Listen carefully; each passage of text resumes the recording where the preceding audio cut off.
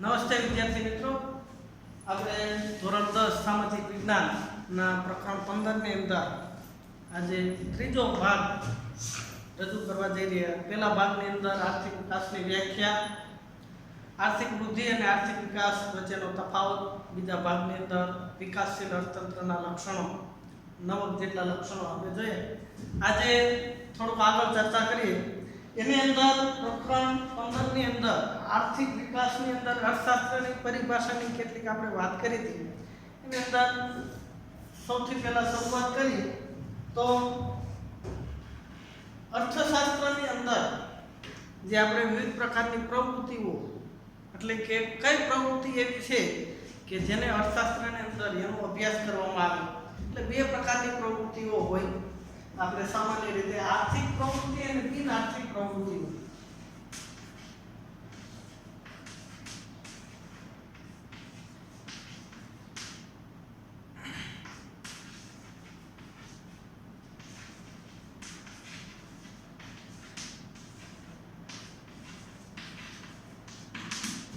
તો શરૂઆતની અંદર આપણે જે ચર્ચા કરી ત્યારે આપણે વાત કરી કે અર્થશાસ્ત્રની અંદર અર્થ એવો કરવામાં આવે કે કોઈ પણ હેતુસર, જે કોઈ પણ ઉદ્દેશ્ય સાથેનો જે અભ્યાસ છે એનું જે શાસ્ત્ર એટલે અર્થશાસ્ત્ર. તો આર્થિક પ્રવૃત્તિની વ્યાખ્યા શું થાય છે? તો કે કોઈ પણ હેતુપૂર્વકની, કોઈ પણ આપણો ઉદ્દેશ્ય હોય, એની પાછળ આપણો કોઈ મતલબ, કોઈ સ્વાર્થ હોય, કોઈ હેતુ હોય, એવી પ્રવૃત્તિ એટલે આર્થિક પ્રવૃત્તિ. હવે સારા એવે સરસ મજાનો આપણે ભાષાકીય રીતે એને રજૂઆત કરવી હોય તો એમ કહીએ કે વળતર કે બદલાની અપેક્ષાએ કરેલી પ્રવૃત્તિ એટલે આર્થિક પ્રવૃત્તિ. અથવા તો ઘણા બધા લોકો એમ કહે છે કે નાણાંના બદલામાં અથવા તો નાણાં મેળવવા માટે અથવા તો નાણાં ખર્ચ કરવા માટે, કાં તો આપણી પ્રવૃત્તિ પાછળનો મૂળભૂત હેતુ, એનો પર્પઝ એવો હોય કે આપણને આવક મળશે, પ્રવૃત્તિના બદલામાં નાણાં મળશે, અથવા તો આપણે કોઈ પાસેથી સેવા મેળવવી હોય, કોઈ પણ કામ જોઈતું હોય તો આપણે નાણાં એને આપવા પડે, વસ્તુ મેળવવી પડે. તો વસ્તુ મેળવવા માટે આપણે જે કાંઈ નાણાં ચૂકવીએ તો એને આર્થિક પ્રવૃત્તિ કહેવાય. એટલે કે નાણાં મેળવવાની અથવા તો ખર્ચવાની પ્રવૃત્તિ છે એ આર્થિક પ્રવૃત્તિ કહેવાય. સરળતા ખાતર ઘણા એવું કહે કે વળતર કે બદલાની અપેક્ષાએ કરેલી પ્રવૃત્તિ એટલે આર્થિક પ્રવૃત્તિ. હેતુસરની પ્રવૃત્તિ હોય કે એનો માણસનો મૂળભૂત હેતુ કાં તો ખર્ચ કરવાનો હોય અને અથવા આવક મેળવવાનો હોય. તો આ કોઈ પણ પ્રવૃત્તિ હોય એને આર્થિક પ્રવૃત્તિ કહેવાય. તો બિન આર્થિક પ્રવૃત્તિ કેવી કે એને કઈ પ્રવૃત્તિ એવી છે જેને બિન આર્થિક ગણાય? તો કે એનો માણસનો હેતુ આવક મેળવવાનો, વળતર કે બદલાનો, કે એને કોઈ પણ એવો હેતુ ન હોય કે મને આના બદલામાં આ વસ્તુ મળશે, આ સેવા મળશે. દાખલા તરીકે કોઈ વ્યક્તિ હોય, ખેડૂત હોય, ખેડૂતને કોઈ ડૉક્ટર સાથે સારા સંબંધ હોય અને નિયમિત ખેડૂત પોતાના જે કાંઈ ઉપજનો ભાગ હોય, શાકભાજી હોય, મગફળી હોય, આ કંઈ ખેતીના પાક હોય, ડૉક્ટરને સારા સંબંધને કારણે આપતો હોય અને ડૉક્ટર એના બદલામાં એને ડૉક્ટરની સેવા પૂરી પાડતો હોય. તો એ બે વચ્ચેનો જે સંબંધ છે એ આર્થિક પ્રવૃત્તિમાં ગણી શકાય. શા માટે? તો કે ડૉક્ટરનો હેતુ એવો છે કે ભાઈ હું આની સેવા કરું તો એના બદલામાં મને શાકભાજી મળશે, અનાજ મળશે, મગફળી મળશે, જે કાંઈ હોય તે.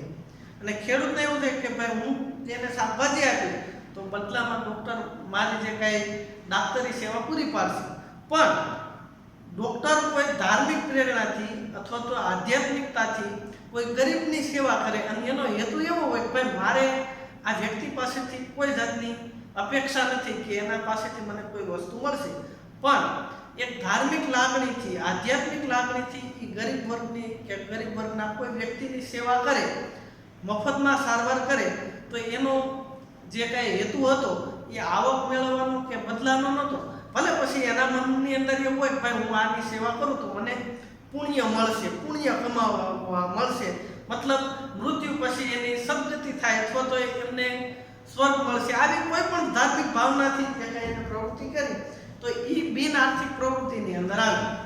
મતલબ જેની અંદર અર્થ ઉપાર્જનનો હેતુ હોય એને આર્થિક પ્રવૃત્તિ કહેવાય. અને જે પ્રવૃત્તિની અંદર અર્થ ઉપાર્જનનો હેતુ ન હોય તો એને બિન આર્થિક પ્રવૃત્તિ કહેવાય. કે વળતર કે બદલાની અપેક્ષા વિના કરેલી પ્રવૃત્તિ એટલે બિન આર્થિક પ્રવૃત્તિ, અને વળતર કે બદલાની અપેક્ષાએ કરેલી પ્રવૃત્તિ આર્થિક પ્રવૃત્તિ કહેવાય. દાખલા તરીકે ચોર હોય, ચોર એ કોઈના ઘરમાં ચોરી કરવા જાય તો ચોરને એ ચોરી કરે તો એના બદલામાં એને આવક મળશે. તો ચોરની પ્રવૃત્તિ છે એ આર્થિક પ્રવૃત્તિ કહેવાય કે ન કહેવાય? તો કે ન કહેવાય. કેમ ન કહેવાય? સ્વાભાવિક છે કે ચોર ચોરી કરે તો એમાંથી કોઈ વસ્તુનું કે કોઈ સેવાનું સર્જન થયું કે જેના કારણે અન્ય વ્યક્તિને પણ લાભ થાય? તો કે એમાં કોઈ વસ્તુ કે સેવાનું સર્જન થતું નથી. એટલે એમાં વસ્તુ કે સેવાનું ઉત્પાદન ન થયું, તો ઉત્પાદન નથી થતું તો એ આર્થિક પ્રવૃત્તિ ન કહેવાય. ખેડૂત છે એ પોતાના ખેતરની અંદર કોઈ પણ કામ કરે તો એ આર્થિક પ્રવૃત્તિ કહેવાય. એમાંથી શાકભાજી પાકે, અનાજ ઉત્પન્ન કરે અથવા તો મગફળી મેળવે તો એ બધાથી ઉત્પાદન થાય અને ભલે એનું વેચાણ કરે ને એમાંથી આવક મેળવે, પણ એ મગફળી, એ કપાસ કે એ શાકભાજી એ અન્ય વ્યક્તિને મળશે ને એનો ઉપયોગ કરી શકે. જ્યારે ચોરની પ્રવૃત્તિ છે એની અંદર એવું કોઈ હેતુ હોતો નથી, એમાં નથી કોઈ વસ્તુનું ઉત્પાદન થતું, એટલે બિન આર્થિક પ્રવૃત્તિ કહેવાય. એવી જ રીતે તમે સિનેમા ગૃહની અંદર, કોઈ હોટલની અંદર જમવા જાઓ, સિનેમા ગૃહની અંદર પિક્ચર જોવો તો એ આર્થિક પ્રવૃત્તિ કહેવાય કે ન કહેવાય? તો કે સિનેમા ગૃહની અંદર જઈ અને પિક્ચર જોવું એ આર્થિક પ્રવૃત્તિ કહેવાય. હોટલની અંદર જઈ અને જમવું એ આર્થિક પ્રવૃત્તિ કહેવાય. ભલે એમાં તમે કોઈ વસ્તુ, તમે એના જે નાણાં ચૂકવો એના બદલામાં તમે આનંદ મેળવો છો. પિક્ચર જોવો તો એનાથી આપણું મનોરંજન મળે, તો મનોરંજન પૂરું પડે, આપણું માઇન્ડ ફ્રેશ થાય. આ ઉપરાંત હોટલની અંદર જમવામાં જે જમવા જાય તો એનાથી હોટલનો માલિક હોય એને આવક મળે, બદલામાં આપણને સેવા પૂરી પાડી. તો આવી પ્રવૃત્તિ છે એ આર્થિક પ્રવૃત્તિ કહેવાય. અને એમનો વિનામૂલ્યે કોઈ સેવા આપવામાં આવે, ગરીબને ભોજન વિનામૂલ્યે આપવામાં આવે તો એ બિન આર્થિક પ્રવૃત્તિ કહેવાય. કારણ તો કે એમાં વળતર કે બદલાની ભાવના કે એની અપેક્ષા હોતી નથી. તો આ કાંઈ જે કંઈ આપણી આર્થિક પ્રવૃત્તિઓ છે એને સામાન્ય રીતે 3 ભાગની અંદર વહેંચવામાં આવે.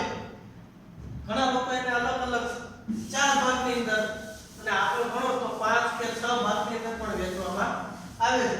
સામાન્ય રીતે આપણે 3 ભાગની અંદર જે વહેંચેલી છે એનો અભ્યાસ કરશું. પહેલી પ્રવૃત્તિ છે એ પ્રાથમિક પ્રવૃત્તિ.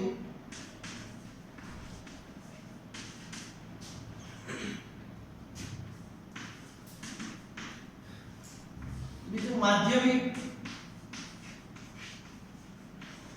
ઘણા લોકો એને માધ્યમિકને ઉદ્યોગ ક્ષેત્ર તરીકે પણ ઓળખાવે અને સેવા ક્ષેત્ર.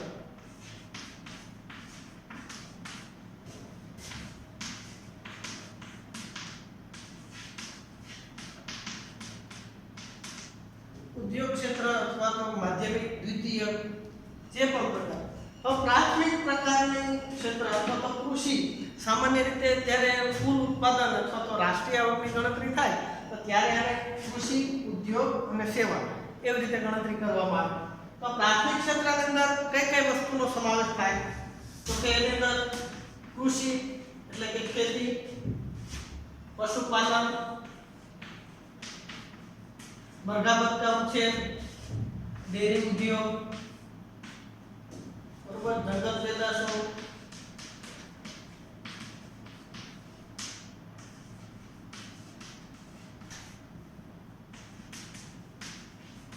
ખનન ઉદ્યોગ. ખનન મતલબ ખાણ ઉદ્યોગ, જમીનની અંદરથી કાચી ધાતુઓ મેળવવી એને ખનન તરીકે ઓળખવામાં આવે. આને પ્રાથમિક ગણવામાં આવે. શા માટે? તો કે આ બધી વસ્તુ એવી છે કે એ વસ્તુ આપણને કુદરત દ્વારા સીધી મળે, કે એની અંદર માણસ પોતાનું જે કંઈ એની મહેનત હોય અથવા તો એ જે વસ્તુનું ઉત્પાદન કરવાની અંદર માણસની જે ભૂમિકા હોય એ મર્યાદિત હોય અથવા તો ઓછી હોય, અથવા તો માણસ એની અંદર વધારે પ્રભાવી તત્વ કે પ્રભાવી પરિબળ હોતું નથી. કેવી રીતે? દાખલા તરીકે કૃષિ અથવા તો ખેતી હોય. હવે ખેતીની અંદર માણસની ફરજ અથવા તો એનું જે ભૂમિકા કેટલી હોય? તો કે ખેડ કરવી, જમીનની અંદર રાસાયણિક કે કુદરતી ખાતર નાખવું, સરસ મજાની ખેડ કરી બિયારણ વાવવું અને ત્યાર પછી એને પાણી આપવું. પણ એ બિયારણ વાવ્યા પછી, કપાસ વાવ્યા પછી, મગફળી વાવ્યા પછી, શાકભાજી વાવ્યા પછી આબોહવા કે પરિબળો છે એ કોના હાથમાં હોય? તો કે કુદરત દ્વારા જો એને યોગ્ય વાતાવરણ મળે તો ઉત્પાદન સારું થાય, જો વાતાવરણ ન મળે તો ઉત્પાદન બિલકુલ ન પણ મળે, એવું પણ થઈ શકે.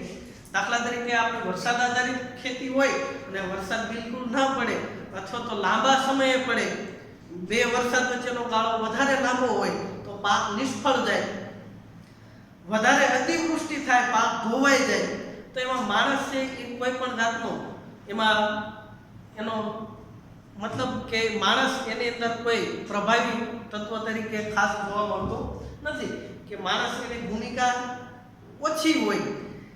આ ઉપરાંત આમાંથી જે કઈ વસ્તુઓ ઉત્પાદિત થાય માણસ સીધો ઉપયોગ કરીએ. દાખલા તરીકે ઘઉં પાકે તો ઘઉંમાંથી સીધો માણસ ખોરાકની અંદર ઉપયોગ કરીએ કે મગફળી હોય તો એનો ઉપયોગ કરીએ કે ત્યાર પછી શાકભાજીનો ઉપયોગ, મતલબ એનું ઉત્પાદન થાય પછી માણસ એને વપરાશ કરીએ. પણ માણસ એને નિયમિત કે એને ઘઉં વાવ્યા પછી નિયમિત ઘઉં બનાવવા જવું પડે, કપાસ બનાવવા જવું પડે, કે ના તાકણા એ કુદરતી રીતે બને, એને બનાવવા નથી જવું. એટલે એ બધી જ વસ્તુઓ છે કુદરતી છે. એ બધી જ વસ્તુને પ્રાથમિક ક્ષેત્રની અંદર, દાખલા તરીકે ખનન ઉદ્યોગ, જમીનમાંથી કાચી ધાતુ હોય તો કાચી ધાતુ કુદરતી રીતે મળે. એ માણસ છે એની ઉપર કોઈ જાતનો પોતાની ભૂમિકા એની ઉપર કે એનો અંકુશ હોતો નથી. જંગલ પેદાશોની અંદર જંગલ પેદાશો હોય તો મળે, જંગલો નાશ પામે અથવા તો કોઈ પરિબળોને કારણે એ જે વનસ્પતિઓ બંધ થઈ જાય, મધ એકઠું કરતા હોય પણ મધમાં મધપુડા બંધ થઈ જાય તો માણસ શું કરીએ? માણસથી કશું થતું નથી. એટલે આ બધી પ્રવૃત્તિ છે કુદરત દ્વારા સીધી મળે છે, એને પ્રાથમિક ક્ષેત્રની અંદર કે એ કુદરત દ્વારા આપણને સૌથી પહેલા મળે છે, તો એને પ્રાથમિક ક્ષેત્રની અંદર સમાવેશ કરવામાં આવે. ત્યાર પછી આ જે બધી વસ્તુઓ છે એને કાચા માલ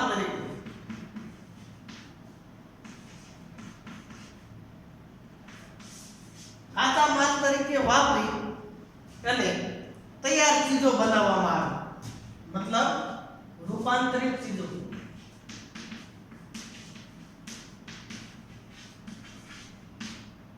દાખલા તરીકે કપાસમાંથી રૂ મેળવ્યું.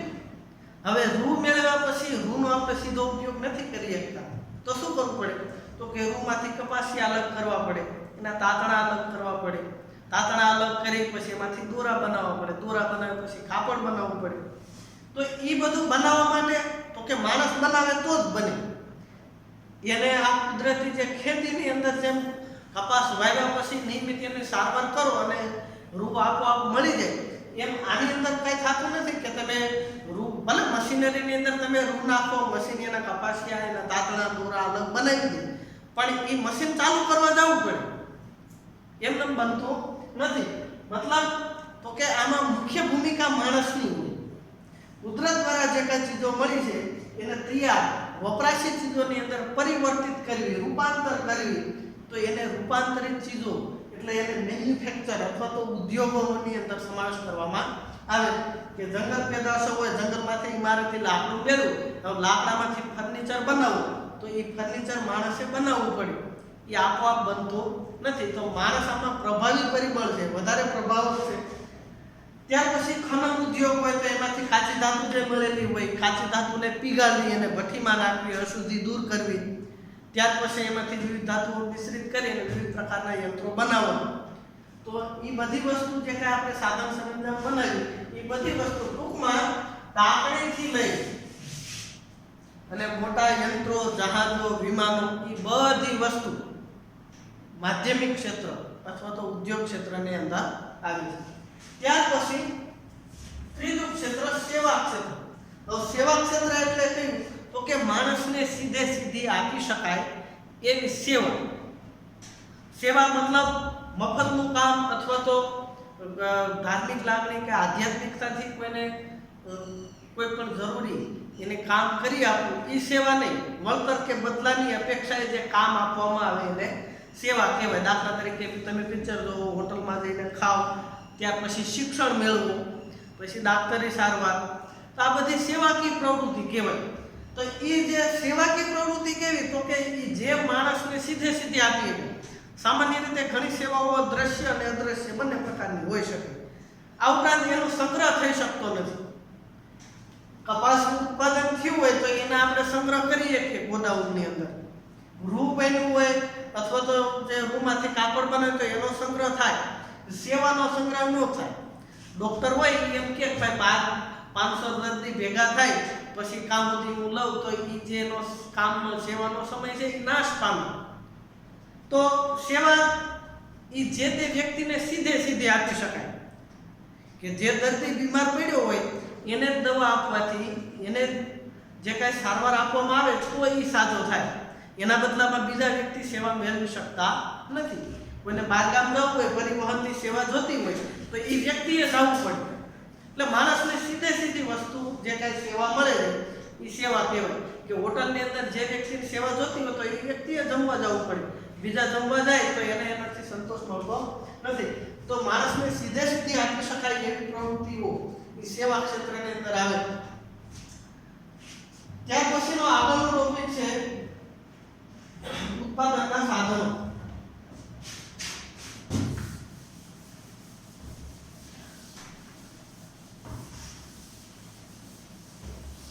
આની સિવાયની પણ આર્થિક પ્રવૃત્તિના અલગ અલગ ભાગ પડે. દાખલા તરીકે ચોથી આર્થિક પ્રવૃત્તિ છે એની અંદર ચતુર્થ પ્રકારની આર્થિક પ્રવૃત્તિની અંદર ઉચ્ચ બૌદ્ધિક સેવાઓનો સમાવેશ થાય.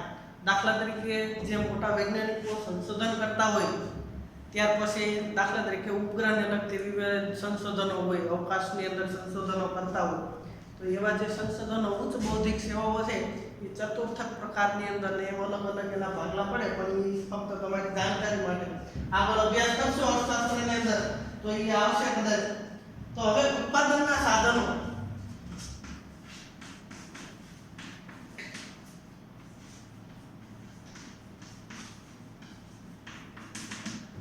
સામાન્ય રીતે ઉત્પાદનના સાધનો વિશે કોઈને પૂછવામાં આવે તો એમ કે ઉત્પાદનના સાધનો ઘણા બધા હોય.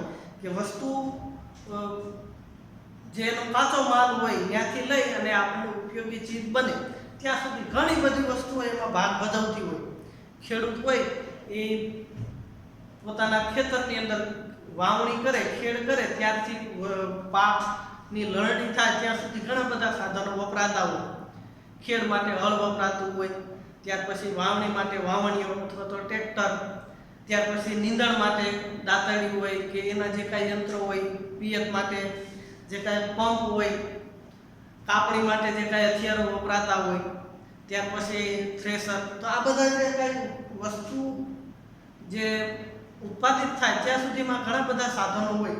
તો એ સાધનોને અલગ અલગ ભાગની અંદર વર્ગીકરણ કરવામાં આવે. હવે ઘણા અર્થશાસ્ત્રીઓ બે જ ભાગની અંદર એ સાધનોનો ભાગ પાડે. એક કુદરતી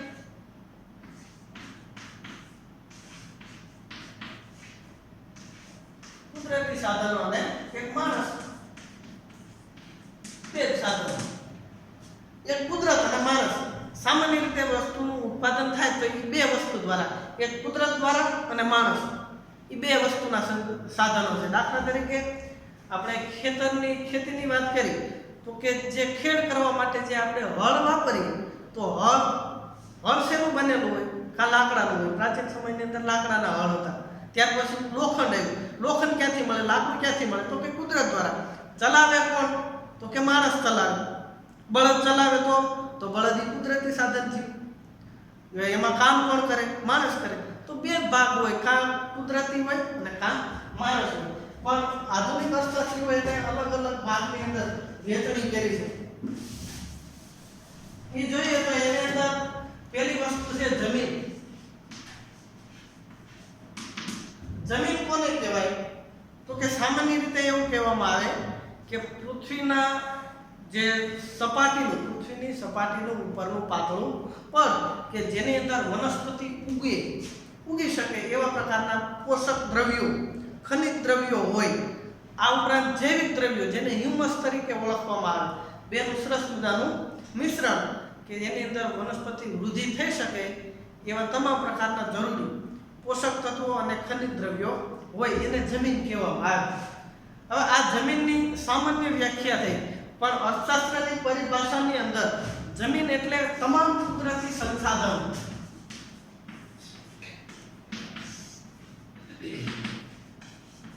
તમામ પ્રકારની કુદરતી સંપત્તિ કે કુદરતી સોર્સિસ સંસાધનો, તો એ કુદરતી સંપત્તિ છે એને જમીન તરીકે ઓળખવામાં આવે. શા માટે? કે દાખલા તરીકે આપણે ખેડૂત હોય તો આપણા માટે જમીન જે આપણે સમજીએ છીએ એને જમીન ગણી, પણ માછીમારી પ્રવૃત્તિ કરતા હોય જેને દરિયા ખેડૂ, સાગર ખેડૂ કહેવામાં આવે, તો એના માટે જમીન કઈ? તો કે એના માટે દરિયો જમીન કહેવાય. આ ઉપરાંત જે આપણે ઉત્તર પૂર્વના કેટલાક રાજ્યો છે તો એની અંદર જે જળપ્લાવિત ક્ષેત્રો છે, જે નાના નાના કે મોટા એવા જે સરોવરો છે, તો એ માછીમારીનું કામ કરે છે, તો એમના માટે જમીન કઈ? તો કે એ જે તળાવ સરોવર છે એ એનું જમીન કહેવાય. આદિવાસી લોકો છે જે જંગલ વિસ્તારની અંદર રહેતા હોય તો એના માટે જંગલ પેદાશો એકઠી કરી અને એનું વેચાણ કરી ગુજરાન ચલાવતા હોય, આવક મેળવતો હોય, એના માટે તો કે એના માટે જંગલો જમીન કહેવાય. કોઈ એવો વિસ્તાર હોય કે એમાંથી કોલસો મળતો હોય, લોખંડની કાચી ધાતુઓ મળતી હોય, તાંબુ મળતું હોય, તો એના માટે જમીન, તો કે એ જે ખાણ છે, જે કાચી ધાતુઓ મળે છે એ વિસ્તાર છે એ એના માટે જમીન કહેવાય. આ ઉપરાંત જે વરસાદ છે, બારે માસ આપણને અનુકૂળ જરૂરિયાત પ્રમાણે વરસાદ મળતો હોય તો એને પણ જમીન કહેવાય. આ ઉપરાંત ચાના ઉત્પાદન માટે સરસ મજાની ઢોળાવવાળી જમીન હોય, સમયે સમયે વરસાદ મળતો હોય તો એને પણ જમીન કહેવાય. કુદરતી આબોહવા પરિબળો, મતલબ કુદરત દ્વારા જરૂરી આપણને વસ્તુઓ મેળવવા માટેનું જે વાતાવરણ છે, જે કુદરતી પરિબળો છે કે કુદરતી સંપત્તિ છે, એ તમામ વસ્તુ ઉત્પાદિત માટે જે કુદરત દ્વારા જે કાંઈ આપણને અનુકૂળતાઓ મળે એ તમામ અનુકૂળતાઓને શાસ્ત્રની અંદર જમીન કહેવામાં આવે. તો જમીન સામાન્ય રીતે જે આપણે 8મો પાઠ છે એના અનુસંધાને જમીન પૂછાય, વ્યાખ્યા ઘણી વખત પરીક્ષાની અંદર પૂછાય કે જમીન એટલે શું. ઘણા વિદ્યાર્થીઓ પૂછતા હોય કે સાહેબ અમારે કયા પાઠને આધારે લખવું. જ્યારે તમને પરીક્ષામાં એમ પૂછાય કે અર્થશાસ્ત્રની પરિભાષામાં જમીન કોને કહેવાય, ત્યારે તમે જમીનની આ વ્યાખ્યા લખશો કે કુદરતી તમામ પ્રકારની કુદરતી સંપત્તિ કે જેના દ્વારા માણસ પોતાની જરૂરિયાતની ઇચ્છિત વસ્તુઓ ઉત્પાદિત કરી શકે, એ તમામ કુદરતી સંપત્તિને અર્થશાસ્ત્રની પરિભાષામાં જમીન કહેવામાં આવે. અને જ્યારે 8મા પાઠને આધારે કુદરતી સંસાધનોને પાઠના આધારે એમાં ફક્ત તમને સીધું પૂછશે કે જમીન એટલે શું. તો કે પૃથ્વી સપાટીનું ઉપરનું પડ જેની અંદર વનસ્પતિ ઉગવા માટેના ખનિજ દ્રવ્યો, હ્યુમસ વગેરેનું સારું એવું મિશ્રણ હોય અને સારી એવા પ્રમાણમાં વનસ્પતિ વૃદ્ધિ થઈ શકે એવા તમામ પરિબળો એની અંદર હોય તો એને જમીન કહી શકાય. ત્યાર પછી આગળનો જે કાંઈ મુદ્દો છે એની અંદર જમીન પછીનો ઉત્પાદનનું સાધન છે એ મૂડી. હવે મૂડીની અંદર સામાન્ય રીતે ઘણા એમ કે ભાઈ મૂડી એટલે શું, તો મૂડી એટલે ઘણા એમ કે મૂડી એટલે રૂપિયા. મૂડી એટલે રૂપિયા. પણ હું એમ કહું કે રૂપિયા મૂડી ક્યારે ગણાય? જ્યારે એ રૂપિયાને તમે વસ્તુના ઉત્પાદન માટે રોકાણ કરો ત્યારે, વસ્તુના ઉત્પાદન માટે રોકો ત્યારે એ રૂપિયા મૂડી બને. જ્યાં સુધી રૂપિયા બચત સ્વરૂપે કોઈ કબાટમાં પીડ્યા હોય કે કોઈ તમે બચત ખાતામાં રાખ્યા હોય, મતલબ રૂપિયાનો વપરાશ થતો નથી, ત્યાં સુધી મૂડી કહેવાય નહીં. તો મૂડી એટલે તો કે ઉત્પાદનના સાધનો. એ રૂપિયા દ્વારા તમે જરૂરી વસ્તુ, ખેડૂત હોય એ ટ્રેક્ટર ખરીદે તો એને ટ્રેક્ટર મૂડી કહેવાય. સાથી ખરીદે, પછી હળ ખરીદે, સિંચાઈ માટે પંપ ખરીદે, ડ્રીપ ઇરિગેશન ખરીદે, તો આ બધી વસ્તુઓ છે એ મૂડી કહેવાય. તો મૂડી એટલે ઉત્પાદન માટે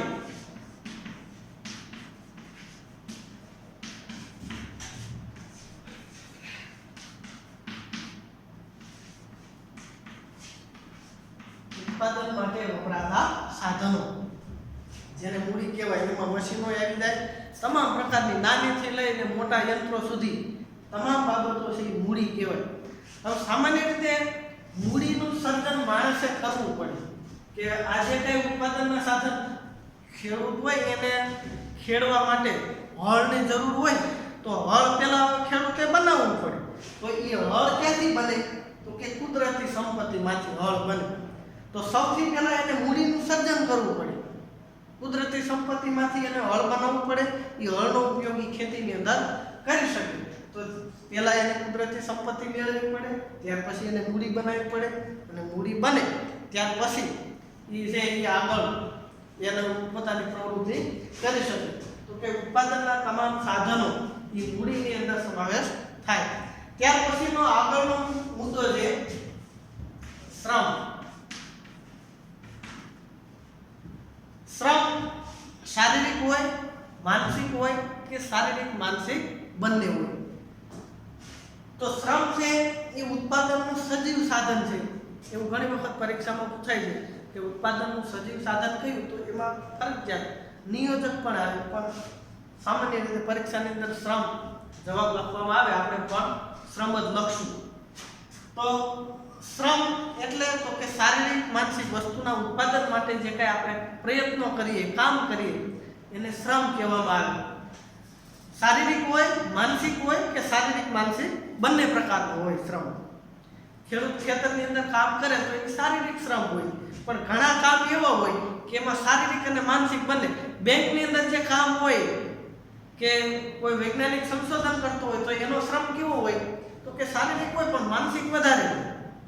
પણ ગેરેજની અંદર જ્યારે કામ કરવાનું હોય ત્યારે તો કે એમાં શારીરિક શ્રમની જરૂર પડે, તાકાતની જરૂર પડે, આ ઉપરાંત બુદ્ધિની પણ જરૂર પડે. તો શારીરિક માનસિક બંને પ્રકારનો શ્રમ હોય. બીજી વસ્તુ કે શ્રમનો ક્યારે સંગ્રહ થઈ શકતો નથી. જેટલો સમય આપણે કામ ન કરીએ એટલો સમય, એટલા કામના કલાકો, શ્રમના કલાકો નાશ પામે. બીજું, વ્યક્તિએ શ્રમની ઉત્પાદકતા અલગ અલગ હોય. દરેકને કામ કરવાની ક્ષમતા અલગ અલગ હોય.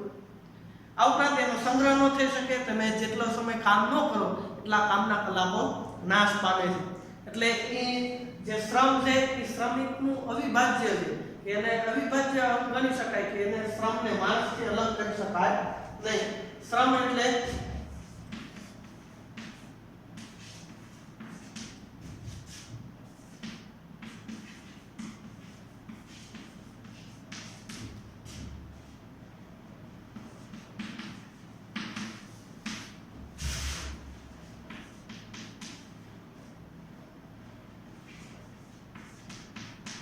બંને પ્રકારનું જે કાર્ય હોય વસ્તુ ઉત્પાદિત કરવા માટેનું, એને આપણે શ્રમ ગણીશું. શારીરિક કે માનસિક કે બંને પ્રકારનું હોય. ત્યાર પછી છેલ્લો ટોપિક છે કે છેલ્લું ઉત્પાદનનું સાધન નિયોજન. નિયોજન અથવા નિયોજક. નિયોજકની જે પ્રવૃત્તિ છે એને નિયોજન કહેવાય. નિયોજક જે કામ કરે, શ્રમનું કામ કરે એને શું કહેવાય? શ્રમિક. બરાબર? નિયોજકનું કામ કરે એને નિયોજક. તો નિયોજક કોને કહેવાય? તો કે આ ત્રણેય જે ઉત્પાદનના સાધનો છે એને કઈ વસ્તુના ઉત્પાદન પાછળ એને જોડવા એનું જે કામ કરે એ કામ કોણ કરે? નિયોજક. અને એની પ્રવૃત્તિ એટલે નિયોજક. જમીન, મૂડી, શ્રમ, આ ચાર સાધનો છે. એ ચાર સાધનોને તમે કઈ વસ્તુના ઉત્પાદન પાછળ તમે વાપરો, બરોબર, એના આધારે વસ્તુ ઉત્પાદિત થાય. તો એ ત્રણેય વસ્તુને, ત્રણેય જે ઉત્પાદનના સાધનો છે એને કઈ વસ્તુના ઉત્પાદન માટે વાપરવા, તો એ જે નક્કી કરનાર વ્યક્તિને નિયોજક કહેવાય. એની કામગીરી એટલે નિયોજન. દાખલા તરીકે જે વ્યક્તિ પાસે કુદરતી સંપત્તિ હોય, એની પાસે જમીન હોય, તો એ જમીનની અંદર નિયોજક હોય એ એવું નક્કી કરે કે મારે ખેતી કરવી છે, તો એમાંથી વિવિધ પ્રકારના પાક ઉત્પન્ન થાય. પણ એ જમીન એમ કે ભાઈ મારે એ જમીનની અંદર કોઈ કારખાનું બનાવવું છે, કે મારે કાપડનું કારખાનું બનાવવું છે, કે મિલ બનાવી હોય, મિલ બનાવી છે, તો એ જે પોતાની જમીન છે એની અંદર મકાન બનાવશે ઉદ્યોગ માટે મકાન બનાવી, જરૂરી મિલ માટેના જે ઉત્પાદનના સાધનો એટલે કે મૂડી વસાવશે. મૂડી વસાવ્યા પછી એની અંદર કામ કરનારા શ્રમિકો આવશે, અને પછી કોની દેખરેખ નીચે કામ કરશે? તો કે નિયોજક. નિયોજક એટલે ઉદ્યોગનો, એકમનો, પેઢીનો માલિક, પણ મેનેજર નહીં. મેનેજર પગાર ઉપર કામ કરતા હોય, તો મેનેજરને પગાર કોણ આપે? નિયોજક. તો આ તમામ સાધનો છે એના ઉપર પ્રભુત્વ કોનું હોય? નિયોજકનું. તો નિયોજક હોય એ નક્કી કરે એ પ્રમાણે ઉદ્યોગ ચાલે. પછી નિયોજકને એમ થાય કે ભાઈ મારે ઓઇલ મિલ બંધ કરી દેવી છે અને મારે કાપડનું કારખાનું અથવા તો એમ્બ્રોઇડરી અથવા તો કોઈ અન્ય કારખાનું ચાલુ કરવું, પોલીપેકનું કારખાનું ચાલુ કરવું. તો પોલીપેકનું આજે એને ઓઇલ મિલ નથી, બધા સાધનો કાઢી નાખે, નવા સાધનો વસાવે, નવા શ્રમિકો લાવે. કારણ કે ઓઇલ મિલમાં કામ કરતા હોય એને પોલીપેકમાં કામ કરનારાને એનું કામ ન આવડતું હોય અથવા તો એને શીખવું પડે, ન આવડતું હોય નવા શ્રમિકો લાવવા પડે, એ સાધનો બદલવા પડે, જમીનમાં સુધારા વધારા કરવા પડે તો એ પણ કરવા પડે, ન કરવા પડે તો ચાલે હોય તો ચલાવે. તો એ જે તમામ નિર્ણયો પણ લે ઉત્પાદનને લગતા નિયોજક, શ્રમિકોને કેટલો શ્રમ આપવું, મૂડીને કેટલું વ્યાજ આપવું, જમીનને ભાડું કેટલું આપવું, તો એ બધું કામગીરી છે નિયોજક. નિયોજનની કામગીરી કરનાર વ્યક્તિ નિયોજક કહેવાય. તો હવે જે આ વળતર મળે એ વળતર કેવી રીતે હોય? તો કે જમીન હોય, નિયોજક હોય એને દાખલા તરીકે પોતાની પાસે પોતાની જમીન નથી પણ એને ઉદ્યોગ સ્થાપવો છે, એને સાહસ કરવું છે, પેઢી સ્થાપવી છે, તો એ જમીન કોઈ પાસેથી ઉછીની માંગે અથવા તો ખરીદે. જમીન ખરીદે તો એને જમીનની ચૂકવણી કરવી પડે. આ ઉપરાંત મૂડીની ખરીદી કરવી પડે તો એના માટે નાણાં રોકવા પડે. શ્રમિકોને તો કે એને પગાર ભથ્થાની આપવું પડે. તો જમીન પાછળ જે કંઈ એને નાણાં ખર્ચ્યા અથવા તો એ જમીન કોઈની ભાડે લીધી હોય તો એ જમીનને જે વળતર ચૂકવવું પડે એને જમીનને મળતું વળતર એને ભાડું કહેવાય. મૂડી હોય, જે ઉત્પાદનના સાધનો હોય, બરોબર, એ ઉત્પાદનના સાધનો કાયમી હોતા નથી. એ ઉત્પાદનના સાધનો કાયમી નથી હોતા, એને ઘસારો લાગે. 10 વર્ષનું આયુષ્ય હોય તો 10 વર્ષ પછી નવા સાધનો એને વસાવવા પડે. તો એ નવા સાધનો વસાવવા પડે તો એને ઘસારો બાદ કરવો પડે. આપણા 10 વર્ષ પછી એને એટલો નફો મળવો જોઈએ કે નવા સાધનો આવે. તો એના માટે એને જે કંઈ ગણતરી કરી હોય તો એના માટે રૂપિયા એને અલગથી રાખવા પડે અથવા તો જે કંઈ એને ઉત્પાદનના સાધનો પાછળ જે ખર્ચ કર્યો હોય તો એને આપણે પછી મૂડીને જે વળતર મળે, બરોબર, ઉત્પાદનના સાધનો એને વ્યાજ કહીશું. શ્રમિકોને જે કાંઈ એના પગાર ભથ્થા અથવા તો જેનું મહેનતાણું હોય એને વેતન કહેવામાં આવે. ત્યાર પછી નિયોજક, તો કે નિયોજકને જે કાંઈ છેલ્લે પોતાના સાહસના બદલામાં જે પ્રાપ્ત થાય એને કહીશું આપણે નફો. બરાબર, તો જમીનને ભાડું મળે, મૂડીને વ્યાજ મળે, શ્રમને વેતન મળે અને નિયોજકને નફો મળે. આટલી બાબતો બરોબર. ત્યાર પછી તો કે નિયોજક હોય એ ઉત્પાદનના જે કંઈ સાધનો હોય, આ જમીન, મૂડી, શ્રમ, પોતાની નિયોજન શક્તિ, એ કઈ વસ્તુ પાછળ એને રોકવી જોઈએ તો એ બુદ્ધિપૂર્વકનું વર્તન કરે કે બજારની અંદર અથવા તો લોકોની અંદર જરૂરિયાત કેટલી છે એના પ્રમાણે પોતે છે એ વસ્તુના ઉત્પાદન માટે નિર્ણય લે. તો એના માટે આપણે આગળનું ટોપિક ઉત્પાદનના સાધનોની ફાળવણી.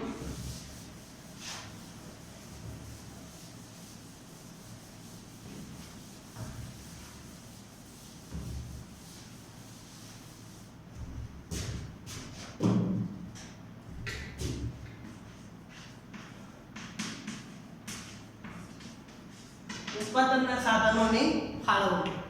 નિયોજક હોય એ કઈ વસ્તુનું ઉત્પાદન અને કેવી રીતે કરશે એ કેમ નક્કી કરવું? તો કે સૌથી પહેલા નિયોજક હોય એ બજારની અંદર, સમાજની અંદર જોશે કે લોકોની જરૂરિયાત કેટલી છે, કઈ વસ્તુની છે. તો સૌથી પહેલા આપણે જરૂરિયાત જોઈએ